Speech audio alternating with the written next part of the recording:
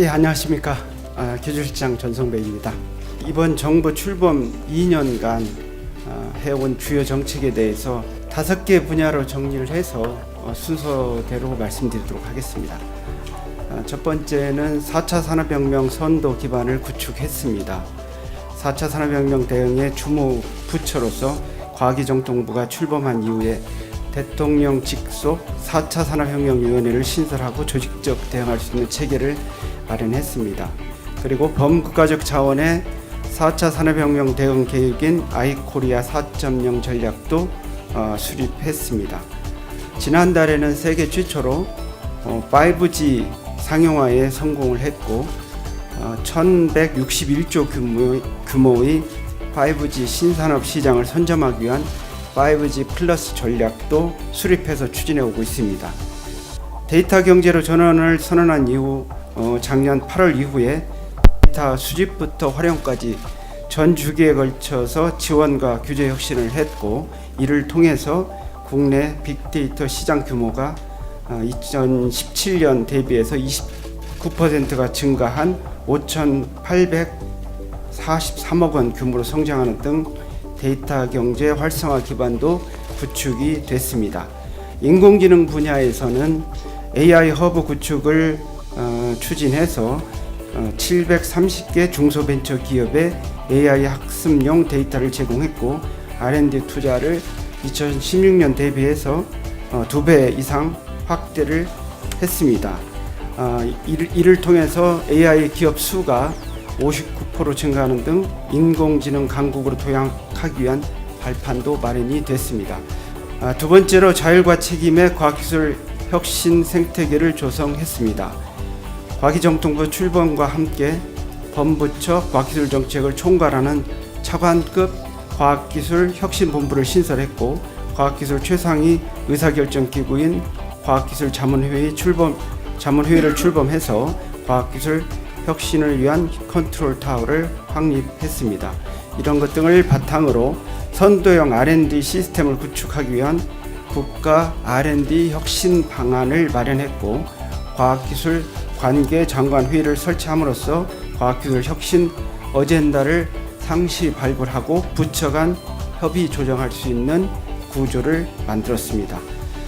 한편 그간 증가율이 1% 수준에 머물러 있었던 정부 R&D 예산을 4.4% 수준으로 올려서 최초로 R&D 예산 20조 시대를 열었습니다.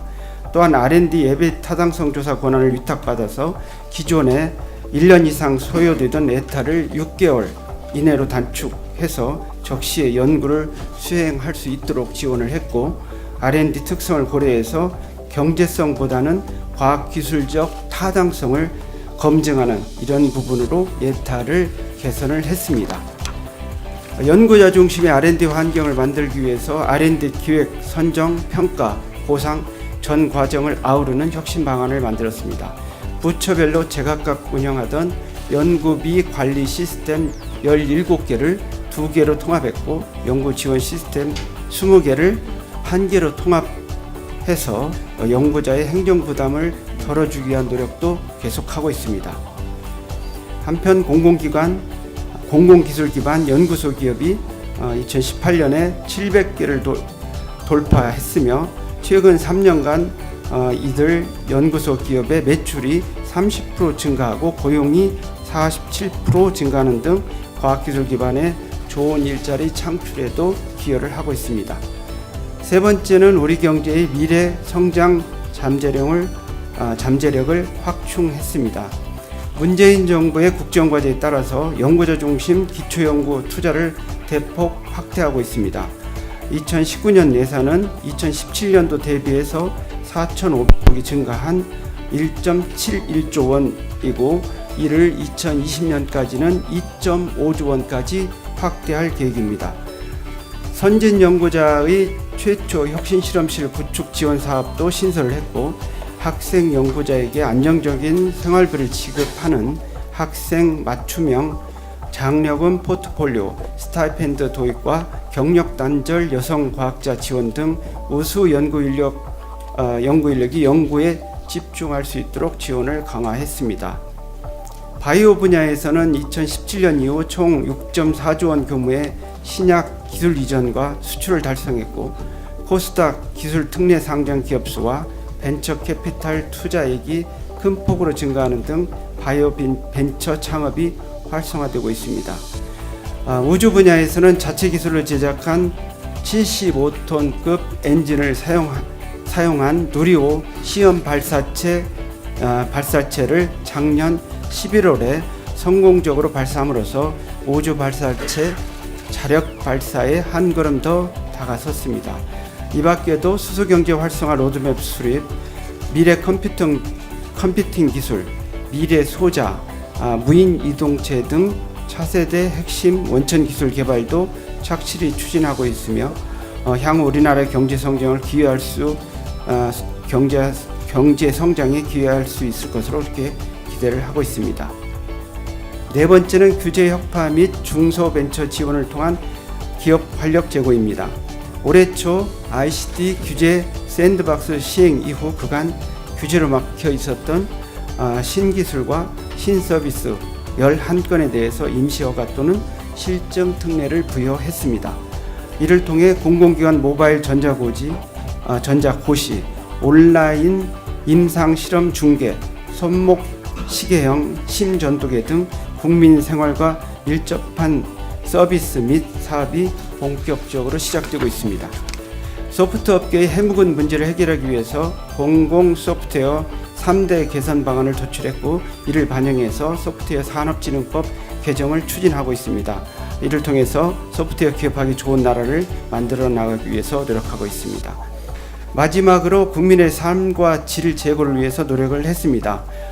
통신요금 할인율 20%에서 25%로 확대한 이후에 약 18개월 동안 2,300만 명이 25% 할인 혜택을 받으셨고, 데이터 통신료라든지 로밍 요금 경감 등 추가적인 노력을 통해서 연간 1.8조 원 이상의 가계통신비 경감 효과를 거두었습니다. 이에 더해서 올해 안에 전국 시내버스 24,000대에 공공 와이파이를 구축하는 등 국민들의 통신 접근권도 높이고 통신비 부담을 낮추기 위한 노력을 계속할 것입니다. 장애인, 어르신, 다문화 가정 등 정보 취약계층에 대한 맞춤형 교육과 접근성 확대를 지원하고, 스마트폰 과의존 예방 해소 교육을 통해 건강하고 평등한 디지털 환경을 조성하기 위한 노력을 계속하고 있습니다. 마지막으로 어린이들이 과학을 더욱 쉽게 친근하게 접근할 수 있도록 국립 어린이 과학관을 개관했고, 권역별 어린이 과학관 4곳을 추가로 준비하고 있습니다. 그리고 누구나 참여할 수 있는 도시명 과학축제 등을 통해서 과학 문화를 국민과 함께 할 수 있도록 그렇게 해나갈 계획입니다. 과학기술정통부는 지난 2년간 사람 중심의 4차 산업혁명 실현을 위해서 끊임없이 노력해 왔습니다. 정책 성과는 적극적으로 확산하고 부족한 부분들은 더 채워나가도록 노력하겠습니다. 모든 정책이 국민 눈높이에 맞도록 노력하고 위협한 부분에 대한 비판을 겸허하게 수용해서 지속적으로 개선하도록 하겠습니다. 이상으로 지난 2년간 과학기술 ICT 분야 2년간 추진했던 내용을 간략히 정리해서 말씀드렸습니다. 감사합니다.